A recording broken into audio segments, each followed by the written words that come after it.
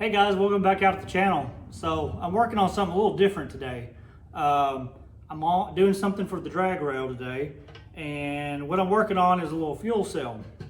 Now, in that drag rail, space is at a premium. It's a very tiny 4-cylinder dragster, and there's just no room to stick anything.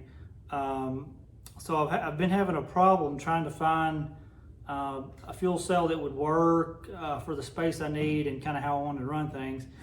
So I found this eBay special right here, and I've had it for some time, and I'm just now getting around to messing with it. But like I said, space is at a premium. Behind the head rails and in between that and the engine, there's like almost no adequate space to stick this. So, you know, the next thought would be, let's stick it behind the seat. Well, there's not enough space there either. So the only other place I can stick this thing is right below the foot box, where the pedals will be. And once again, space becomes an issue, and it's not so much width as it is the height. So what I'm gonna have to do today, I'm gonna bring this guy, I'm gonna cut it up here and then cut it down here somewheres and drop that whole top, and then I'm gonna attempt to braze it with some brazing rods, because I do not have a welder that will weld aluminum. So I've already taken off the all the apparatus for the top here, and I've taken out what once was a sending unit, and I'm actually going to convert this to a wire that I can actually run an internal fuel pump off of. I really want to run an internal fuel pump because I feel like it's safer, and it kind of, once again, gets things out of the way that I don't have much room for. So I'm gonna go ahead, I'm gonna try to cut this top off and cut this here, and we'll get back whenever we get that done and go from there. All right, well, we got the top section cut off. Let's go ahead and cut this side, and we'll sandwich her together. All right, folks, well, I got our section cut out here, and our top, obviously.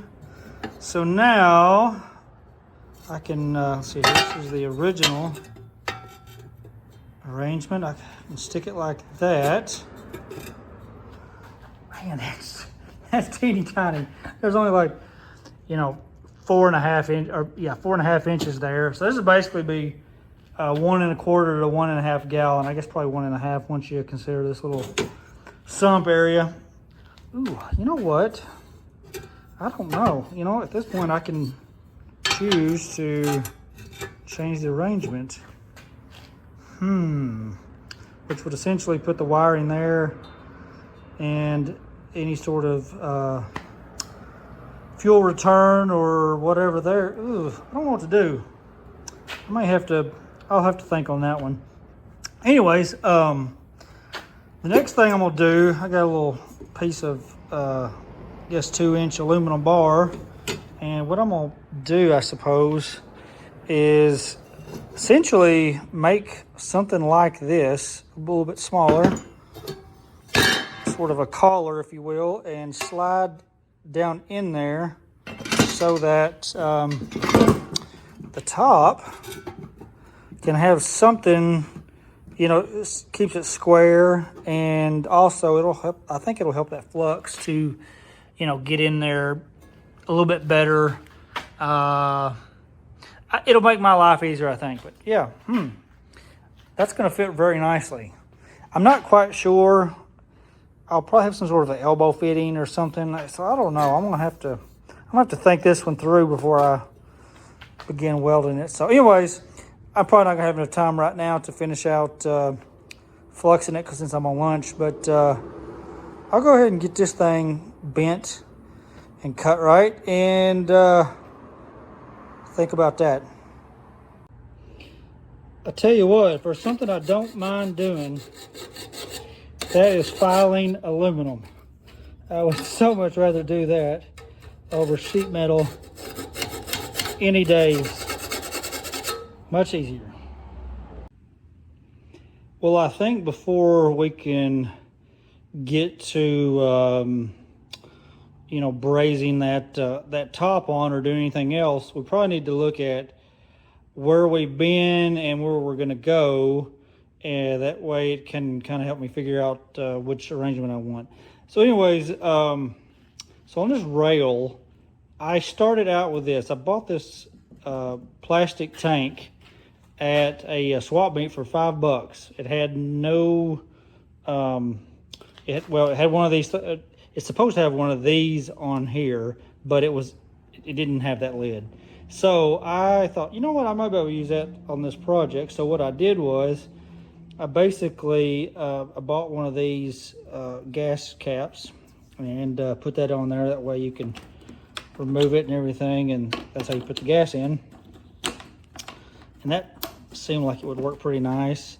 I had a previous hole that kind of plugged there, and had to put in some sort of a check valve for both venting and if the car rolled over so it wouldn't leak gas.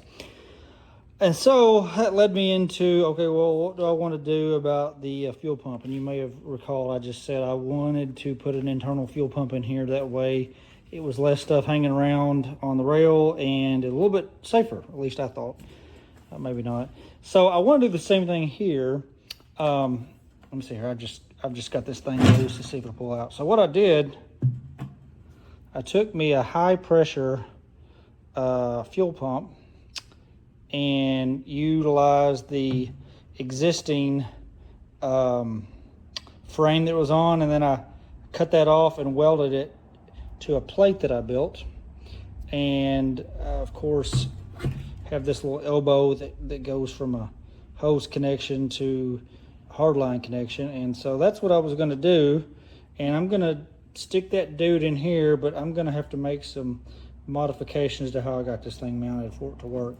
But anyways, what I would like to do, I've already got this loosened up, so I'll pull it off. I'm gonna want to put this on here or something similar, and I'm thinking, this is gonna sound crazy, but I'm thinking, what if I were to,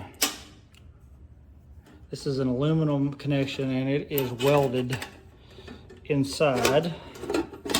So I can either leave that thing capped, I can put me another hole in, but what I'm thinking about doing is, like I said, y'all may think I'm nuts, but I'm thinking about cutting this fitting, it's aluminum, and tapping it for a 1/4 inch, which is what this is, 1/4 inch NPT.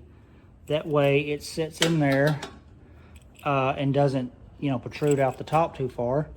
And then essentially chopping that dude off and filling it in. That may not sound like nuts.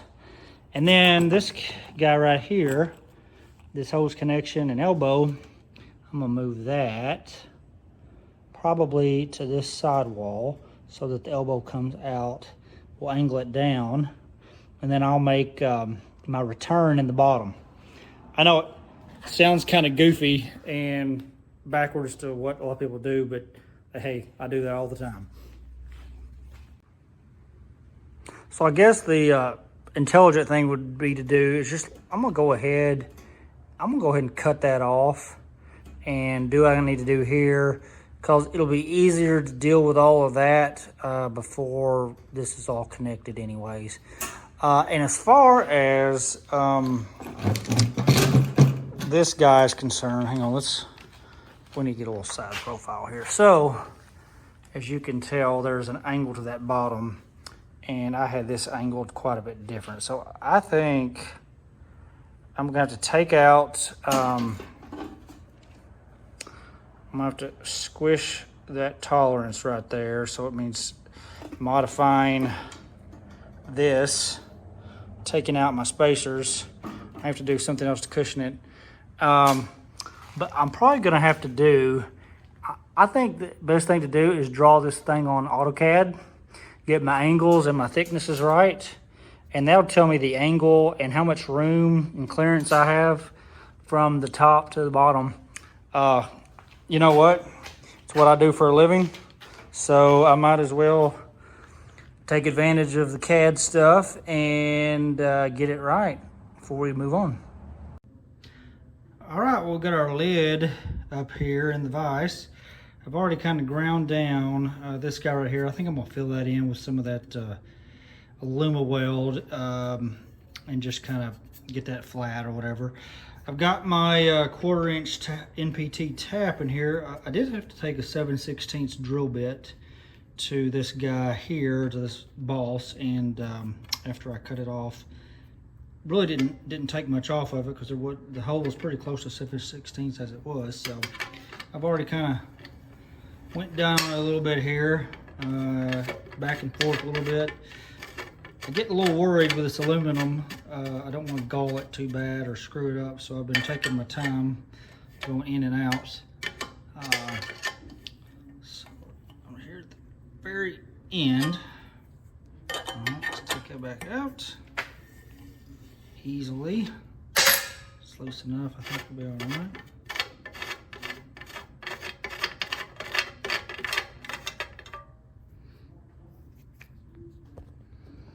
Oh, I may have to take a wire brush to clean that up. Let's try our vent. See how that. Ooh, see how that works.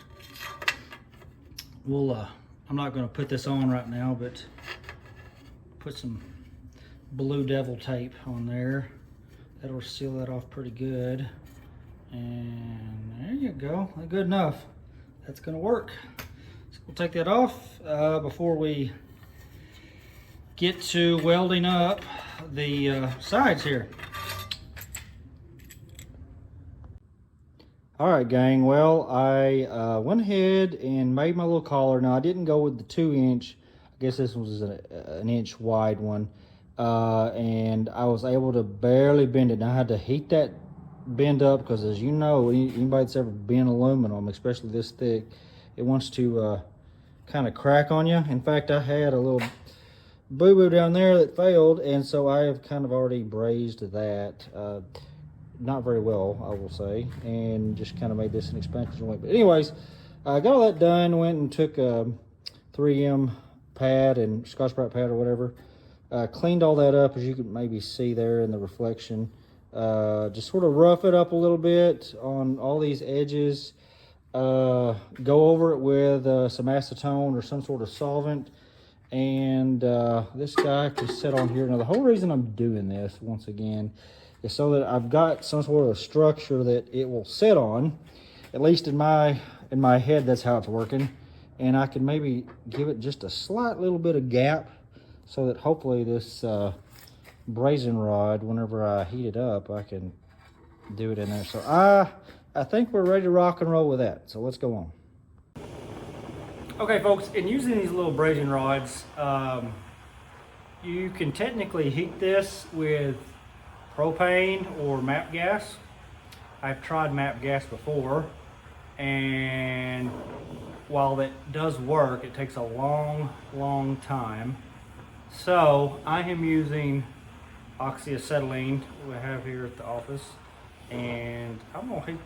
You got to heat up the parent metal really good before you start laying down a pass. Now, I've already done this side right here. It looks good, and I did this other side first, and I'm not pleased 100% with how that came out. I had a little boo-boo, and I'll explain that here in a minute. But I'm gonna lay down a little pass. It should be hot enough to kind of start get going. We shall see. There we go. It's getting a little bead down in that crack there. That's what I want. Okay, walk away from it for a second. We'll get this melted down.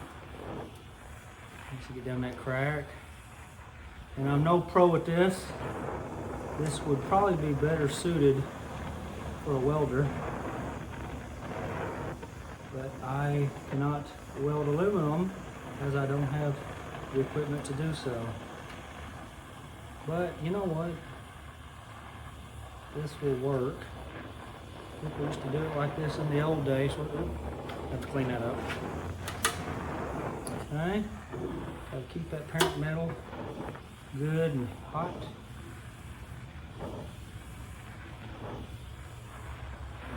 ain't gonna be the prettiest joint, but I'm going to, just to be safe, I'm gonna play with it a little bit more here. You're not actually heating the rod so much as you are the metal, and that looks really ugly. I'm gonna have to go back and clean that up. All right. Yep, I just shouldn't have touched the thing. That's what I should have done. It just went on. I can clean it up, I guess, with a bit of a flat disc. All right. Yeah, it's ugly.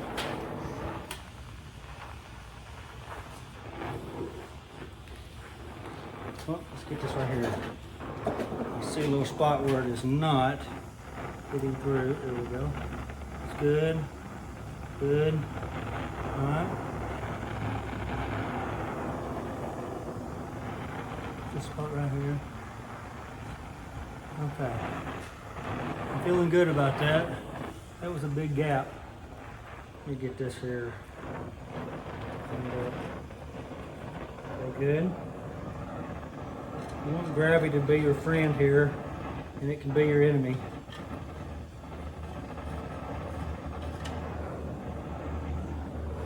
Okay, check that out. I'm running out of rod.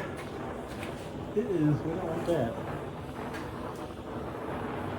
We gotta fix this. This ain't gonna work. Okay. Well, guys, we're back the next day after doing our brazing. And I tell you what, I'm actually quite pleased with how it turned out. You might not be able to see it in this video too well, but you know, it's not a TIG weld, so it ain't gonna look like it. But we got the seam completely done, and there isn't anything visual anyways that makes me think it could leak. So I'll get her buttoned up and test it for leaks, and of course if it leaks anywhere we'll go back and doctor her up. But like I said, overall it's not bad.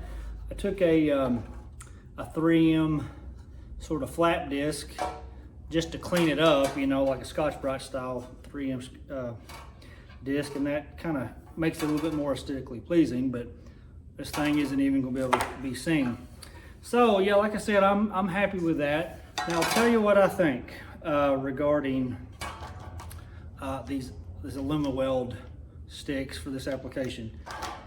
Would I use Alumiweld again for brazing / soldering sort of thing with aluminum? Absolutely. I could see lots of little niches where that could work, especially if you were, you know, putting like a little boss or something like that on a tank or something like that. You could use that easily over a TIG welder, but you know, like I said, I don't even have a TIG welder yet, maybe one of these days. So that would be a good application. Would I do it in this application again, which is where we're making a butt weld, so to speak, connection all the way around? If I could have it to do again, I probably would have hired somebody to do some TIG welding for me. Not because I'm not happy with the end result, but it would look a little bit better. It would be a little bit more, foolproof. Like I said, I don't think we will have any leaks here, but there's a lot in doing a butt weld of this size and magnitude. There's a lot of expansion that goes on with this aluminum, and a lot of messing around, and a lot of things that could go wrong. So I would recommend, if you're doing something like this, sure you can do it with this, and like I said, hopefully it works out for me, but I would choose to go TIG. So nevertheless, great product. You can get them things at Harbor Freight or really any sort of welding shop. It's not going to replace your TIG welder, that's for darn sure, but it certainly helps out in the garage or in the shop in a pinch where maybe you just want to get some sort of tab on there or something and you don't have your TIG welder. It'll be perfect. So anyways, we'll get to, we're gonna call that done. I think I'm gonna go ahead, I've decided I'm gonna go ahead and tap this too and just plug it. And for next video, we'll draw this up, this profile, and kind of figure out how we're gonna do the interior fuel pump. So until next video, if you want to see the rest of it, till next video, we'll see you.